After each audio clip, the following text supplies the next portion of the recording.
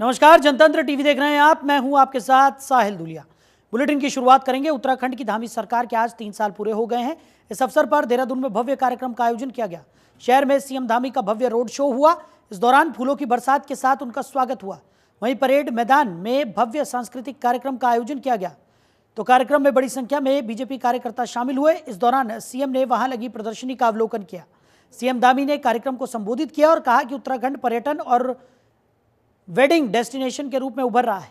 आज राज्य में उद्योगों के लिए एक अनुकूल वातावरण तैयार कर औद्योगिक विकास को सुनिश्चित किया जा रहा है।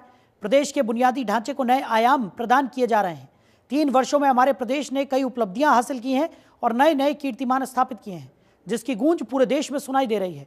सीएम धामी ने कहा कि चारधाम यात्रा से पहले उत्तराखंड धर्मस्व एवं तीर्थाटन परिषद का गठन हो जाएगा। उन्होंने शीतकालीन यात्रा को राज्य की अर्थव्यवस्था और रोजगार के लिए गेम चेंजर बताया। मुख्यमंत्री ने कहा कि राज्य में अवैध कब्जे हटाने का अभियान तब तक जारी रहेगा जब तक अतिक्रमण खत्म नहीं हो जाता। और वेडिंग डेस्टिनेशन के एक विशिष्ट हब के रूप में तेजी से उभर रहा है। इसी के साथ साथ आज राज्य में उद्योगों के लिए भी एक अनुकूल वातावरण तैयार कर औद्योगिक विकास को भी सुनिश्चित किया जा रहा है। आज आदरणीय प्रधानमंत्री श्री नरेंद्र मोदी जी के नेतृत्व में जहां एक और Delhi Dehradun elevated road, Vande Bharat express, Rishikesh Karnaprayag rail परियोजना, भारत माला और पर्वतमाला परियोजना, अमृत योजना, ऑल वेदर रोड और उड़ान योजना जैसी महत्वाकांक्षी परियोजनाओं के माध्यम से प्रदेश के बुनियादी ढांचा को नए आयाम प्रदान किए जा रहे हैं। वहीं प्रदेश के अंदर जो हमने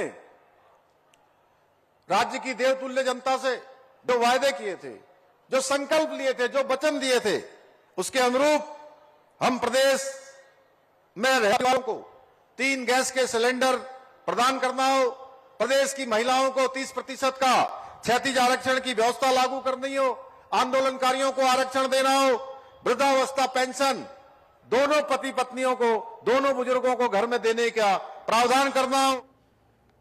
वहीं उत्तराखंड में धामी सरकार के 3 साल का कार्यकाल पूरा हो गया है। 23 मार्च 2022 को पुष्कर सिंह धामी ने उत्तराखंड के 10वें मुख्यमंत्री के रूप में शपथ ली थी। इससे पहले पुष्कर सिंह धामी 4 जुलाई को उत्तराखंड के मुख्यमंत्री बने थे। दूसरे कार्यकाल के दौरान पुष्कर सिंह धामी ने 3 साल पूरे कर लिए हैं। वहीं इस बीच सीएम पुष्कर सिंह धामी अपनी सरकार के 3 वर्ष पूरे होने के अवसर पर मुख्यमंत्री कैंप कार्यालय परिसर गेट से साइकिल रैली को हरी झंडी दिखाकर रवाना किया और रैली में शामिल भी हुए।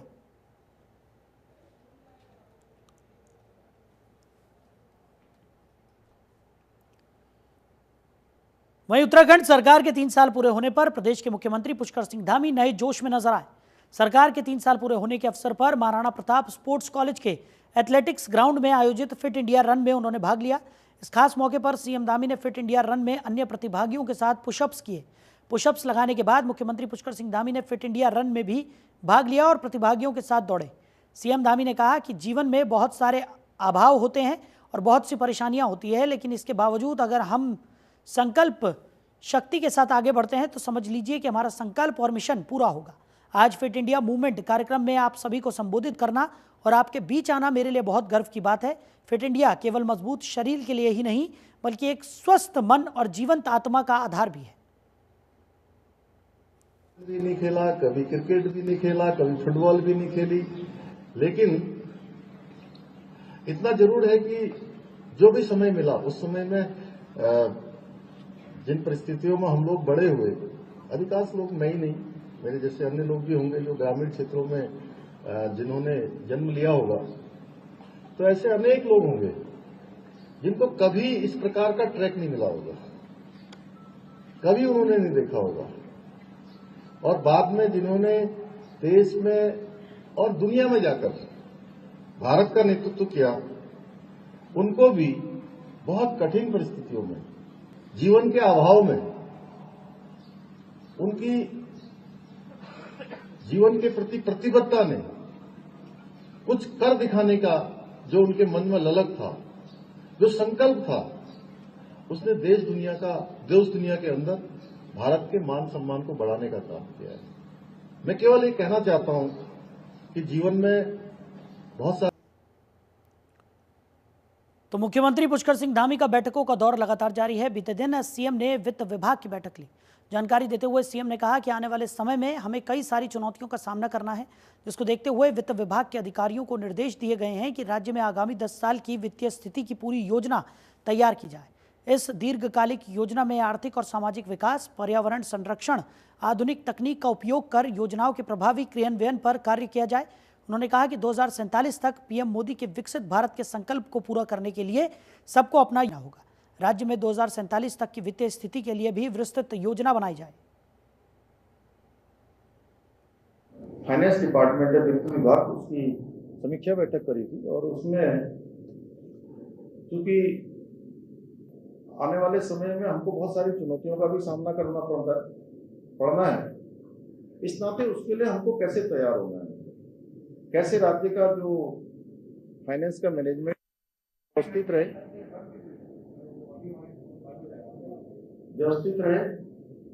उसके लिए उनको 10 साल की योजना, कार्य योजना और आने वाले 2047 का जो प्रधानमंत्री जी का हमारे विकसित भारत का संकल्प है, उस विकसित भारत के संकल्प में हम किस प्रकार से योगदान कर सकते हैं, क्या चुनौतियां हमारे सामने होने वाली हैं और क्या बेस्ट प्रैक्टिस हर डिपार्टमेंट बनाए कि जो केवल राज्य के लिए नहीं, पूरे देश के लिए एक अलग प्रकार का उदाहरण प्रस्तुत हो।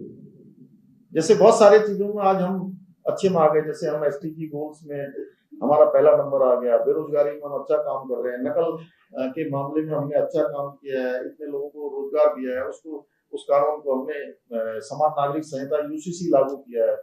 तो देश में बहुत सारी चीजों में आज हमारे लिए ये पूरे देवभूमि उत्तराखंड वासियों के लिए एक गौरव की बात है कि हम जो भी फैसले ले रहे हैं या जो भी निर्णय कर रहे हैं, जो कानून बना रहे हैं, आज वो पूरे देश के लिए भी कहीं ना कहीं एक उदाहरण के रूप में हो रहे हैं। और आदरणीय प्रधानमंत्री जी ने हमारे राज्य स्थापना दिवस पर राज्यवासियों को संबोधित करते हुए अपने उद्बोधन में बात कही।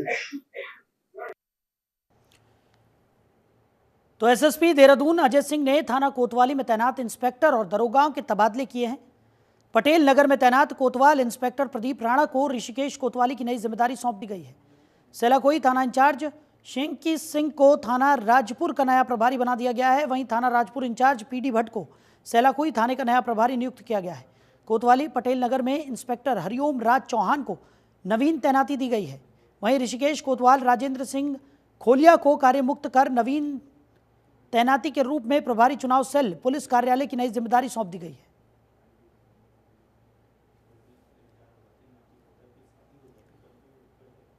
उधर देहरादून के उत्तरांचल प्रेस क्लब में देवभूमि पत्रकार यूनियन का शपथ ग्रहण और अभिनंदन समारोह आयोजन किया गया, जिसमें मुख्य अतिथि के रूप में विधानसभा अध्यक्ष रितु खंडूड़ी भूषण ने शिरकत की।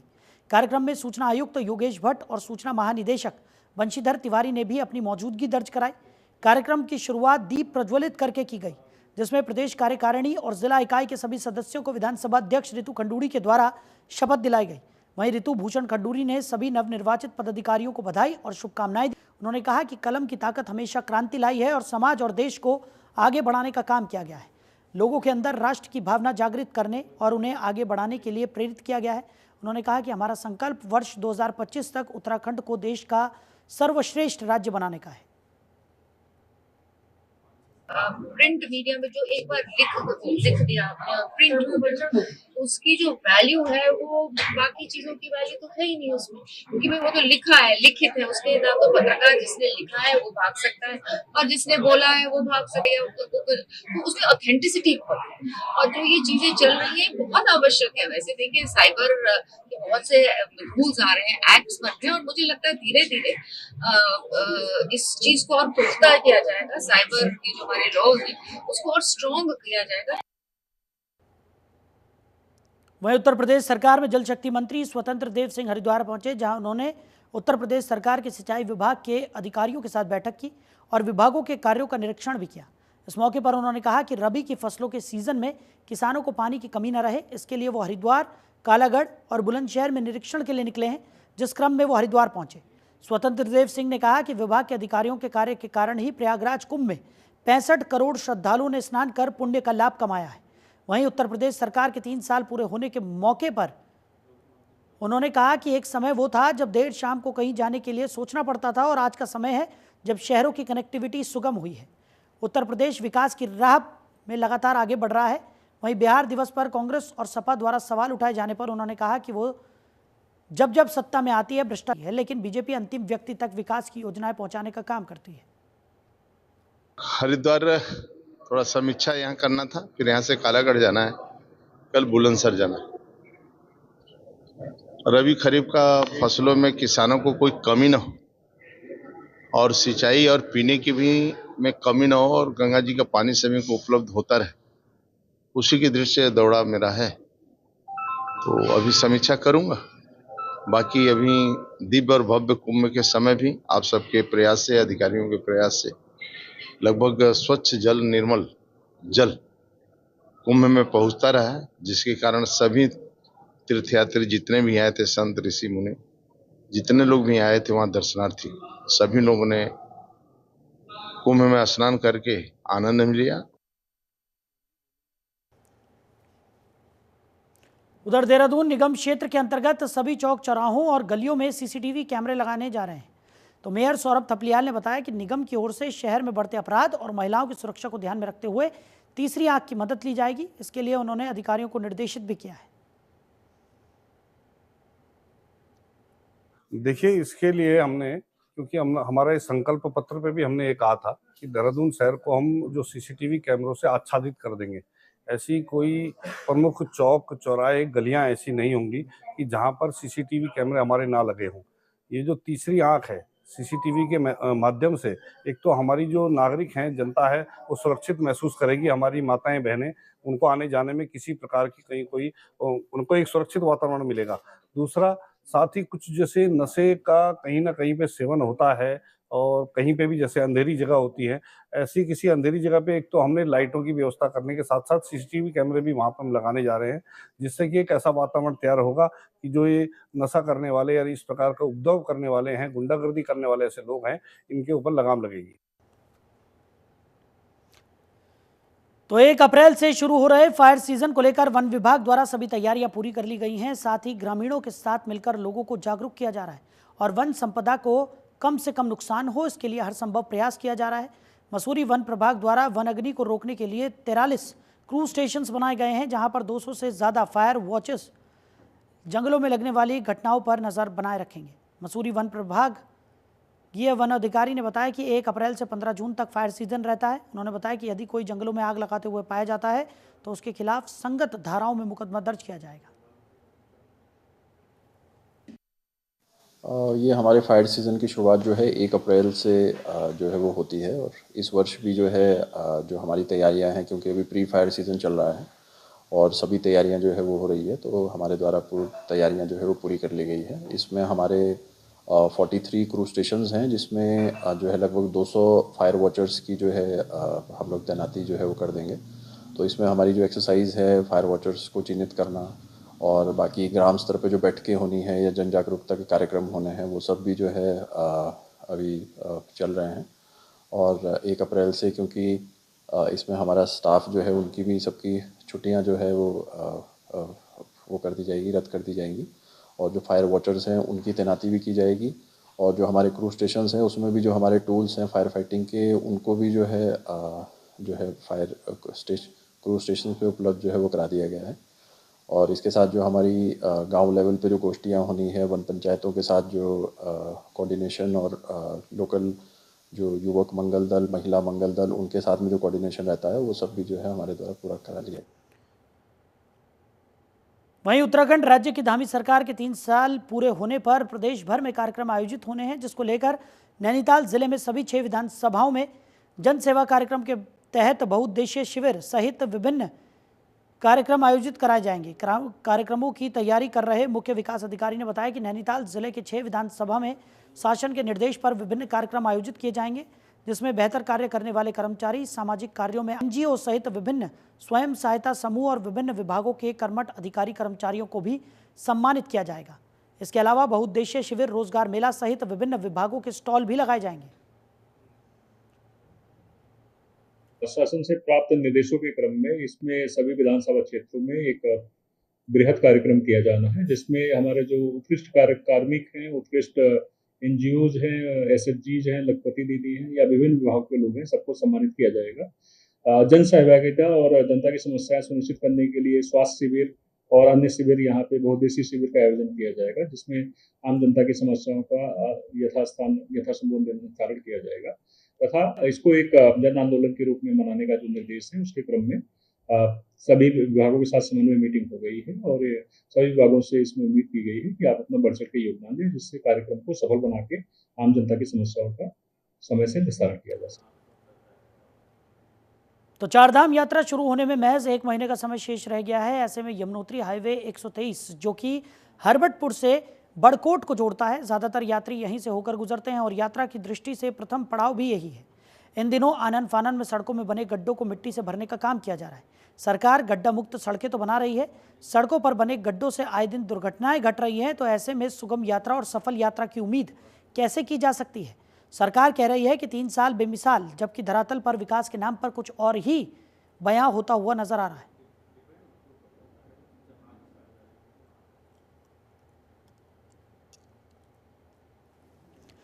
तो कॉर्बेट नगरी रामनगर विधानसभा में नगर पालिका परिषद कार्यालय में भारत सरकार द्वारा लॉन्च प्रधानमंत्री आवास योजना को लेकर बैठक आयोजित की गई। नगर पालिका परिषद अधिशासी अधिकारी ने बताया कि भारत सरकार द्वारा लॉन्च प्रधानमंत्री आवास योजना को लेकर जन जागरूकता सहित आवेदन की प्रक्रिया को लेकर बैठक की गई। हल्द्वानी नगर निगम के विशेषज्ञ ने प्रधानमंत्री आवास योजना के भारत सरकार के मानकों सहित अन्य प्रक्रिया के बारे में जानकारी दी। उन्होंने कहा कि नगर पालिका से जुड़े क्षेत्रों में कार्य को लेकर विचार विमर्श किया गया है। इसमें मुख्य तौर पे जो हमारे प्रधानमंत्री आवास योजना 2.0 ये भारत सरकार के द्वारा जो लॉन्च किया गया है उसी के विषय में और जन जागरूकता करने के लिए उसमें कैसे उसमें आगे बढ़ाया किया जाएगा, इसके लिए आज हमारे एक विशेषज्ञ जो हल्द्वानी नगर निगम में नॉर्मल रहते हैं, तो आज हमारे द्वारा उनको वहाँ पे आमंत्रित किया गया था और उसमें किस प्रकार से प्रधानमंत्री आवास योजना 1.0 से वो किस प्रकार से भिन्न है, इसमें हम लोगों को किस प्रकार से सर्वे करना है और जो खासकर जो हमारे नए क्षेत्र अभी नगर पालिका अभी क्षेत्र में जुड़े हैं वहां पर हम लोगों को किस प्रकार से हम लोग वहां पे कार्य कर सकते हैं। वहीं रुड़की रामनगर स्थित एक होटल में बीजेपी युवा मोर्चा के जिलाध्यक्ष गौरव कौशिक के नेतृत्व में नवनियुक्त जिलाध्यक्ष डॉक्टर मधु सिंह का जोरदार स्वागत किया गया। गौरव कौशिक ने बताया कि हर चुनाव में बीजेपी का कोई भी कार्यक्रम हो, युवा मोर्चा के पदाधिकारी और कार्यकर्ता बढ़ चढ़कर हिस्सा लेते हैं और कार्यक्रम को सफल बनाने में एक महत्वपूर्ण योगदान प्रदान करते हैं। डॉक्टर मधु सिंह ने कहा, युवा पार्टी के संगठन को मजबूत करने और युवाओं को पार्टी के साथ जोड़ने के लिए हमें एक साथ मिलकर काम करना होगा। मोर्चा के जिला अध्यक्ष छोटे भाई गौरव कौशिक बहुत बहुत शुभकामनाएं देती हूँ कि आज वो उस मुकाम पर है कि इसकी एक आवाज पर यहाँ 200-250 बच्चे आए कि भाई, लेकिन गौरव कौशिक की जो कार्यशैली है वो मेहनती, एक दिखता है कि बहुत कर्मठ और जुझारू जिलाध्यक्ष रहा है और इसने सबको एक तरह से पीछे छोड़ते हुए एक अलग मुकाम हासिल किया है। एक प्रतिष्ठा इसके लिए सबके मन में एक प्रतिष्ठा इसकी बनी है कि एक मेहनती बच्चा। रुड़की जिले को जो संगठनात्मक रुड़की जिला है भारतीय जनता पार्टी, उसको महिला जिला अध्यक्ष मिली है। सबसे पहले तो मैं संगठन को बधाई देता हूँ, शुभकामनाएं और आभार व्यक्त करता हूँ कि एक महिला को नेतृत्व करने का मौका दिया। और डॉक्टर मधु सिंह जी हमारे आदरणीय जिलाध्यक्ष बहुत ही पुरानी कार्यकर्ता हैं, उनके नेतृत्व में 2027 में हम यहाँ पर 6 में से 6 भाजपा को सीटें मिले, ऐसा मेहनत करने का और उनके नेतृत्व में भाजपा नई ऊंचाइयों को पहुंचे। आज ऐसी हमने कामना करी है और वादा भी करा है कि हर युवा कार्यकर्ता भाजपा को नई ऊंचाइयों पहुंचाने के लिए रात दिन एक करने वाला। उधर रुड़की में मेयर अनीता देवी के पति का वीआईपी अंदाज चर्चाओं में है। जनता की सेवा के लिए आवंटित सरकारी गाड़ी का इस्तेमाल वो बेखौफ अपने निजी कामों के लिए कर रहे हैं। हैरानी की बात यह है कि मेयर की सुरक्षा में तैनात गनर भी उनकी देखभाल में जुटे हुए हैं। सरकारी संसाधनों के इस खुलेआम दुरुपयोग पर अब सवाल उठने लगे हैं।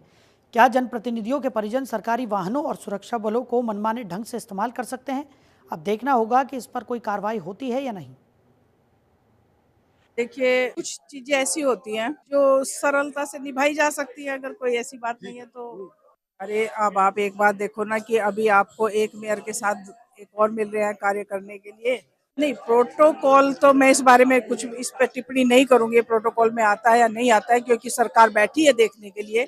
हमारे बड़े नेता बैठे हैं देखने के लिए। नहीं देखो, मेरी तो ना तो नहीं, मैं आपसे सुन रही हूँ कि वो उसमें गए, मुझे जानकारी भी नहीं है, लेकिन अगर काम सरलता से चल रहा है तो चलने दीजिए। वो कार्य भी तो देख रहे हैं उनके साथ साथ, मैडम के साथ साथ। उधर सल्ट के जिला पंचायत सदस्य मोहित नेगी पर रामनगर में दिन दहाड़े हुए जानलेवा हमला और पुलिस द्वारा सक्षम कार्रवाई नहीं किए जाने की मांग को लेकर उनके समर्थकों ने कोतवाली का घेराव किया। ग्रामीणों ने कहा कि उनके सिर और आंख पर गंभीर चोट आई है। उन्होंने आरोपियों को जल्द पकड़ने की मांग भी की।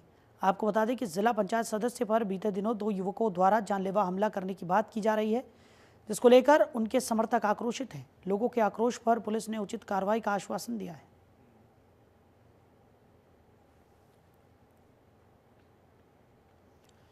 तो मंगलौर में घास फूस से बनी झोपड़ियां जलकर राख हो गई।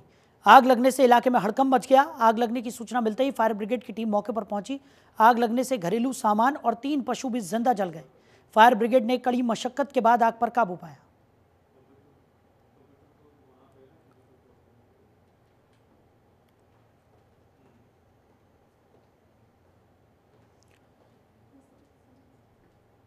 तो हरिद्वार के ललतारो पुल के पास देर रात एक तेज रफ्तार कार ने कहर बरपाया।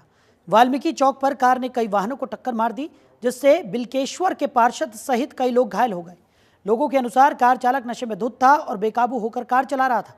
घटना के बाद स्थानीय लोगों में गुस्सा फूट पड़ा और उन्होंने कार चालक की पिटाई कर दी। सूचना मिलते ही पुलिस मौके पर पहुंची और चालक को हिरासत में ले लिया गया।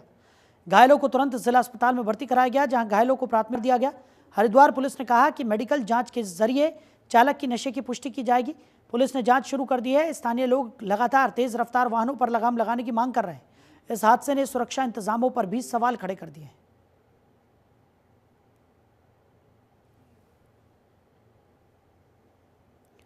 तो हल्द्वानी के चोर गलिया गौलापार रोड के 8 महीने बाद भी निर्माण नहीं होने पर ग्रामीणों ने अनिश्चितकालीन धरना शुरू कर दिया है।